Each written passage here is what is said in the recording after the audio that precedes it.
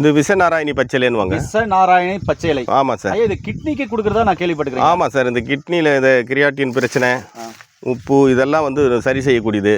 இது ஒரு பங்கு. பூனமீசை இலை ஒரு பங்கு. நம்ம இது இருக்குது பார்த்தீங்கன்னா, சிறுக்கண் பீலை ஒரு பங்கு, சுரைக்கொடி ஒரு பங்கு. அப்புறம் வந்து பார்த்திங்கன்னா நம்ம இது இருக்குல்ல, அந்த மூக்கிரட்டை அது ஒரு பங்கு. இதெல்லாம் சம பங்கு போட்டு காய வச்சுக்கிட்டு ஒன்று குத்தலாக ஒரு பவுடர் மாதிரி ஆக்கி வச்சுக்கிட்டு ஒரு அரை ஸ்பூன் போட்டு நல்லா கொதிக்க வச்சு 2 டம்ளர் தண்ணி வச்சு 1 டம்ளர் சுண்டு வச்சு குடிச்சிட்டு வந்தாங்கன்னா இந்த கிட்னி சம்மந்தப்பட்ட பிரச்சனை, கிட்னி வீக்கம், கிட்னி சுருங்குதல் எல்லாத்தையும் வந்து குணப்படுத்தும். அந்த மாதிரி ஒரு மூலிகை. அதே நேரத்தில் வந்து விஷங்களுக்கு வந்து வண்டு கடி, பூச்சிக்கடி, உடம்புல அலர்ஜி இருந்தாலும் இது எடுத்துரும்.